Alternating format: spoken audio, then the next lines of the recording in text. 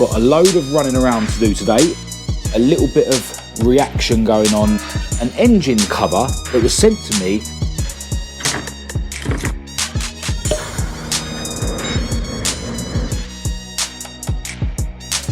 I've actually just discovered a practical benefit. Number 20 says, oh, that's red and black. Ah, that's red and black. My eyes aren't good enough. Okay, not quite as much length as I was hoping. So then I just need to hold this one in here. Got something we need to do on Lenny. This is first modification, first of many. Well, that's a fail. Definitely loads of oil in there. Still the same. Dear oh dear.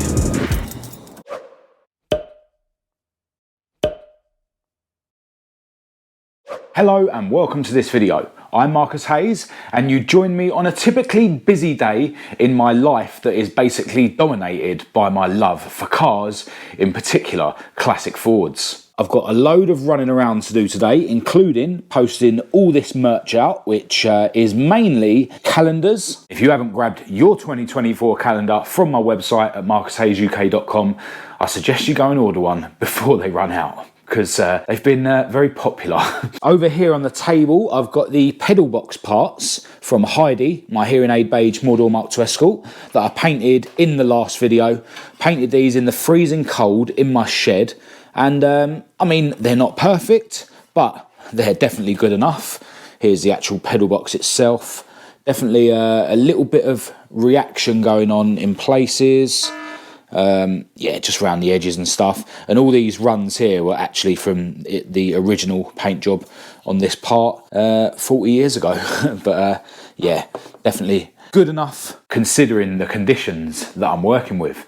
Now, I'm very excited to dive back into working on Heidi, but I'm actually going to start this video by turning my attention to Esther, my ST170 powered Mk1 Escort. Now, over here, I've got an engine cover that was sent to me by Andy Ford from Flaming Turbo. Flaming Turbo are a small company that make and modify car parts, particularly for Zetec's and ST170s. I'm going to leave their email address in the description for any of you guys that need to contact them about anything that you need done for your engines. But yeah, I am loving the look of this cover. As you can see, it's been finished with a sort of crinkle paint job, which looks really cool, but this cover's actually been skimmed down. Because on the Focuses, those covers actually form part of the engine mount. When you aren't using it as the engine mount, like in a rear-wheel drive application, it kind of pokes out past the plastic cam belt cover. So it does look a bit ugly. Originally they have like two threads poking up, which would have been attached to the engine mount, which, you know, I just remove. But yeah, this shaved down cover is gonna look a whole lot neater. If we turn it over, you can see where, you know, they've skimmed it and then they've put a bit of steel on the front. And yeah, as I say, they finished it in this crackle black paint. Flaming Turbo produce these covers on an exchange basis, so you basically send them your old cover and pay the fee, and then they'll do all the work and send the cover back to you.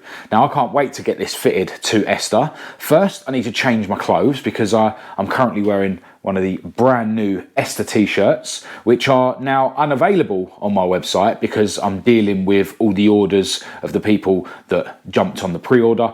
They may be back on the website eventually, but it probably won't be until after Christmas. Massive, massive thanks to everyone who did grab any of the new t-shirts, sweatshirts or hoodies. But yeah, I'm going to change my clothes and get myself round to Esther's garage to fit this cover and have another look at seeing if we can figure out why she's not running correctly.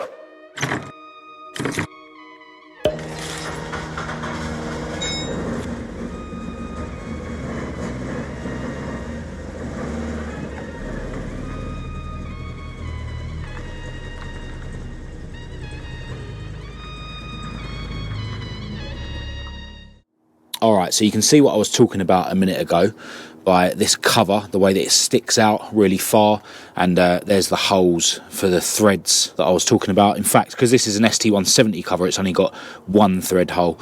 The blacktop ones have two. But yeah, you can see how much that sticks out. So the new cover is definitely going to look a whole lot neater. And to fit this, I've basically got to go through the same procedure that I did very recently on this car when I needed to check Esther's cam belt tension. So I'm not going to film it in too much detail, but essentially I need to remove the alternator belt, and then I need to remove the water pump pulley so that I can get to the little Allen key bolt that is one of the bolts that holds this idler pulley on. And then once I remove the other bolt from that idler pulley, I'll be able to slide the idler pulley out of the way, and then I can get to all the bolts that actually hold the cover itself on. So yeah, quite a few bits to move out of the way, but this shouldn't take too long. So let's cue some music and get this done.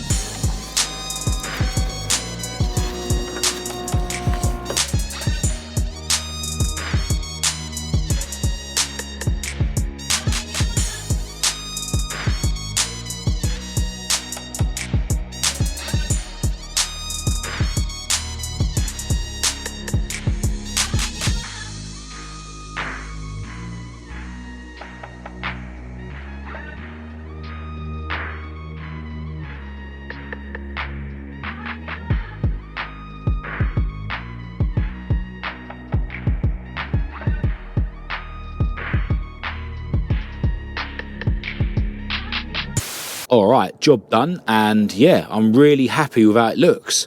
You know, the old cover used to stick out way too far, you know, unnecessarily, and you know, it wasn't flush with the plastic cam belt cover, which I know I haven't got fitted at the moment, but yeah, this is way more sleek looking.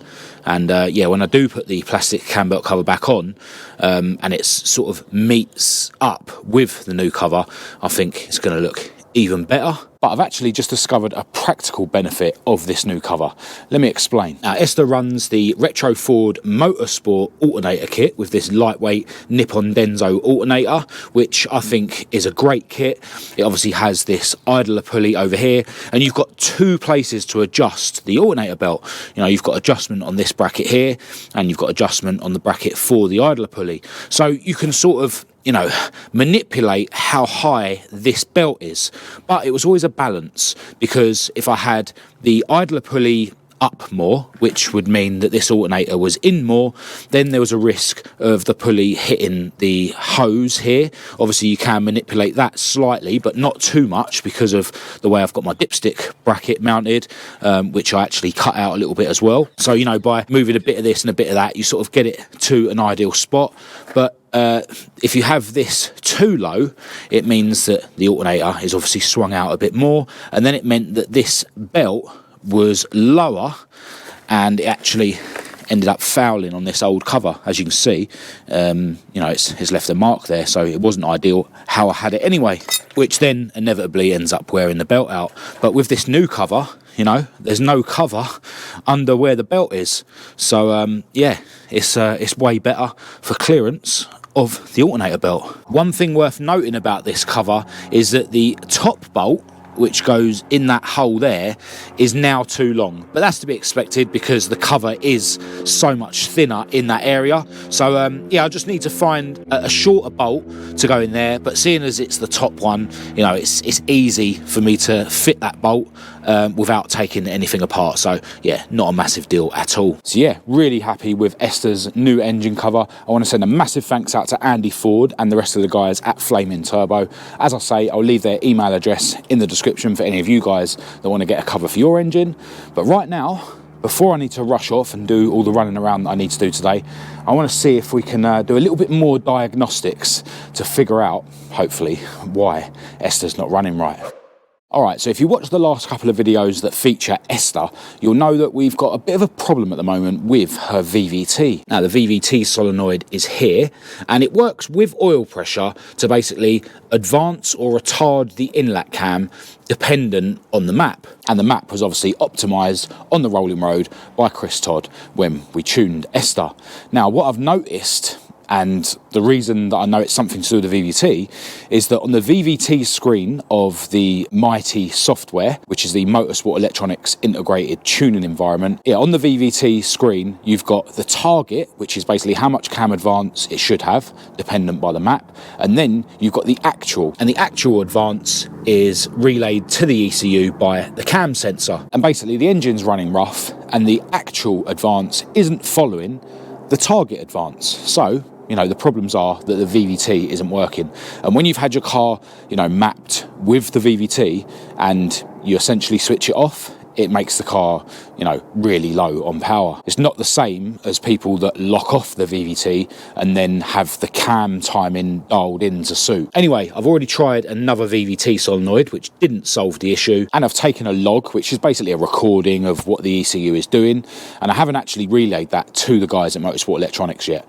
But some of you guys have suggested that I test the wiring to the VVT. So basically just test continuity between this plug and the other end of that wire, which is of course plugged in to my ME221 ECU that I've got mounted on the switch panel here. And don't forget, if you're after an engine management solution for your car, I'm actually a dealer of Motorsport Electronics ECUs. I've got loads available on my website, and I'm always willing to give anyone advice about, you know, which setup they should get for their car. So yeah, just drop me an email if you're unsure. Anyway, over here I've got some pages that I printed out from the user manuals that are downloadable from the Motorsport Electronics website, and here you can see a table which tells me what each one of the wires, you know, that go into the back of the ECU do. Now I know that my VVT is hooked up to LS3, so low side output 3, which is number 2 on the pins. So it will be, you know, if you're looking at the back of the ECU here, it will be the next one along next to that one. And the colour wire is blue and red. And if we go to the wiring for the VVT, you'll see that that bottom wire there is blue and red. Now the other wire's red, and I'm assuming that that's hooked up to all the power wires on the ECU, which are all red. So if you look at this diagram, you can see that one of the plugs is smaller than the other, and this one is the smaller one and this one is the larger one. So yeah, basically number 2 will be the one that's next to this wire.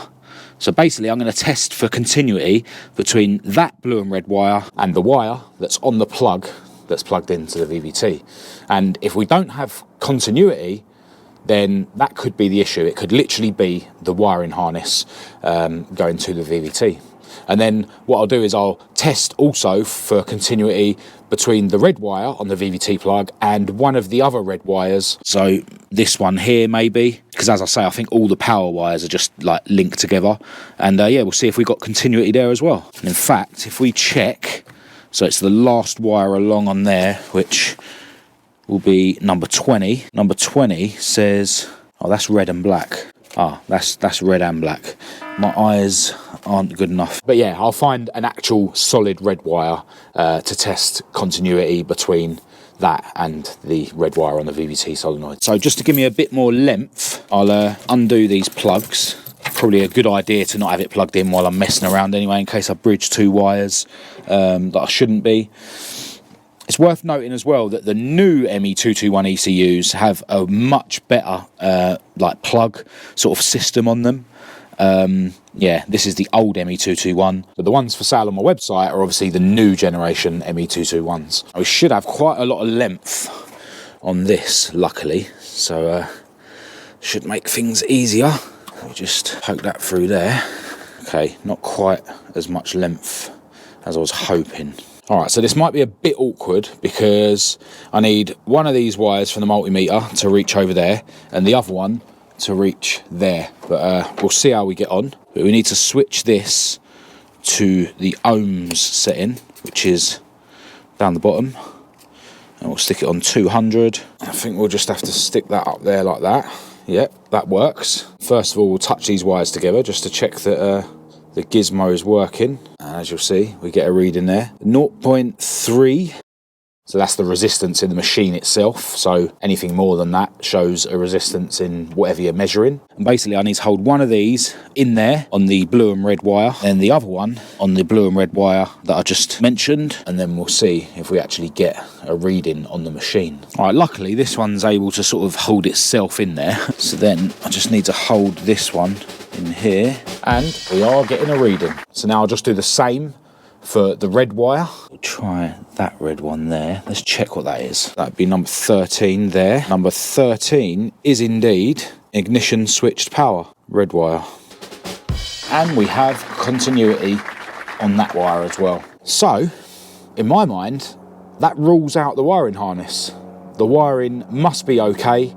So the problem must be elsewhere. Although this VVT plug does have a diode in there. So when I do get back in touch with Motorsport Electronics, you know, I'll relay this extra information to them, and yeah, they'll be able to tell me whether it could possibly be the diode or not. I'm not sure whether, you know, if the diode was messed up, would that mean that the tests I've just done, which were successful, would fail? Yeah, I don't know. But, you know, any extra info that I can collect before I speak to the guys at Motorsport Electronics, I think it is a good thing.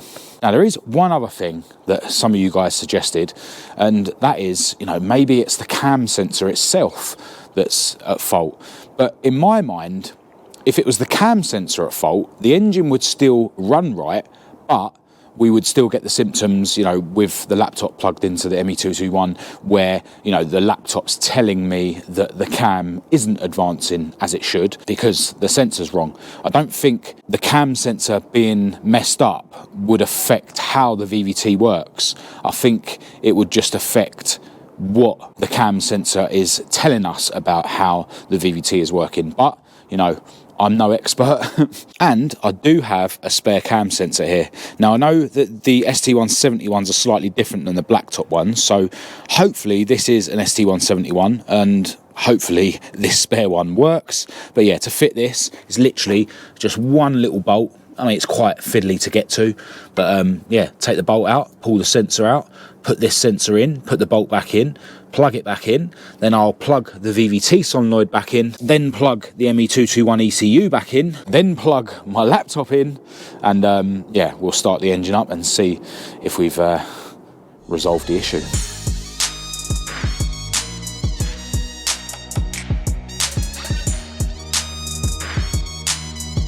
Yep, the spare one's the same.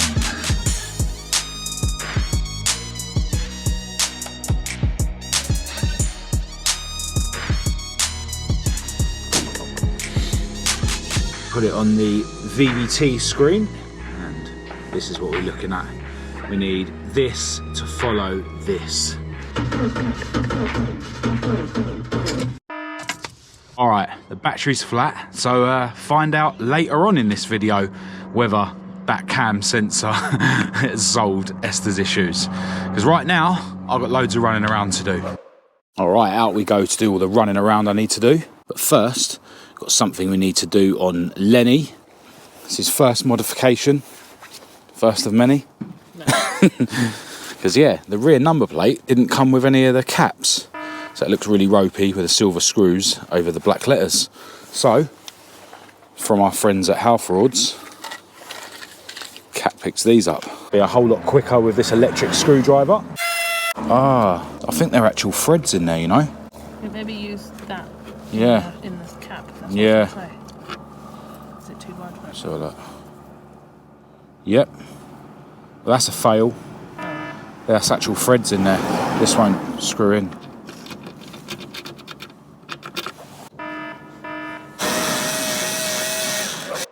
All right, it's a brand new day. I've charged Esther's battery up, and I've also given her spark plugs a clean. And I've already got the laptop fired up and plugged in. So let's fire Esther up and see if the VVT is working, although I'm not holding my breath.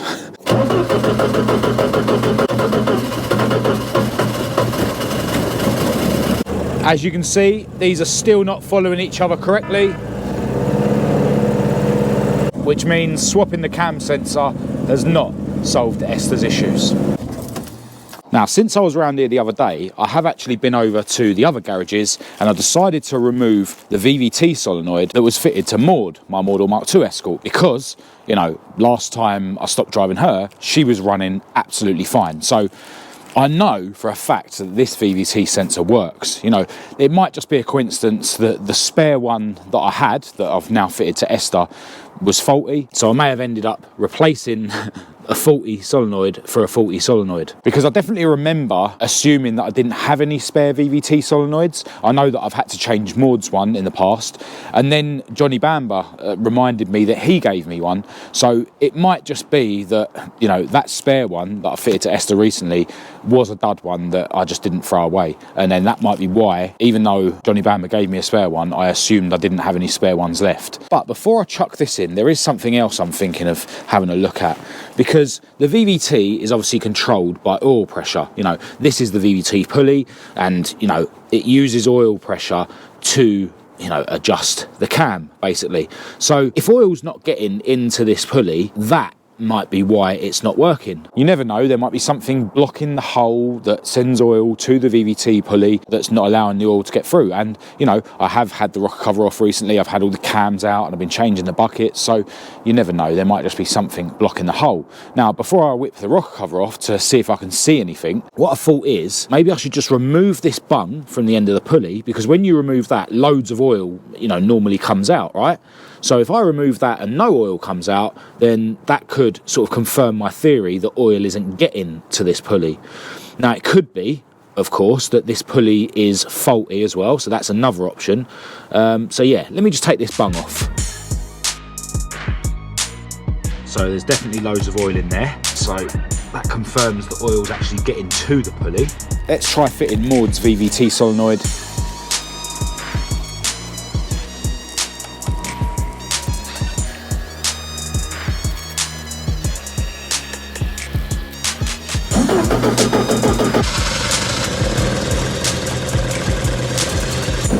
No, still the same. Dear oh dear. Well, there you are, another failed attempt at getting Esther's engine running right. I'm going to get in touch with the guys at Motorsport Electronics. You know, I've got loads of data now to send them, and I'm sure between us we'll figure out exactly what's going on. The only other thing mechanically that I think I can try is swapping out that pulley, which is a big job. So yeah, I want to confirm that the ECU is doing everything that it should be before I dive into that. At least Esther's engine's looking a bit better now though, and I don't have those potential issues with clearance on the alternator belt. I want to send another massive thanks out to Andy Ford from Flaming Turbo for sending me that cover. I will of course leave Flaming Turbo's email address in the description for any of you guys that want to grab one of those covers for your Z-Tech or ST170, and don't forget they produce and modify loads of other parts for Z-Techs and ST170, so get in touch with them if you're after anything for your engine. Now in the next video I'm going to be diving back into working on Heidi, my hearing aid beige Mordor Mk1 Escort, and I know that loads of you guys are really enjoying the fact that I've finally pulled my finger out with that thing, and yeah, I'm really enjoying cracking on with that project as well. But if you thought this video was any good, please do give it a thumbs up and a share. If you didn't, give it a thumbs down. Click subscribe if you're new. Feel free to follow me on Facebook, TikTok and Instagram. Check out my website for merchandise and car parts. Massive thanks to my patrons for your ongoing support. I'll leave all the links to everything in the description as usual, along with my email address for anyone who wants to contact me. But other than that, until next time, thanks for watching.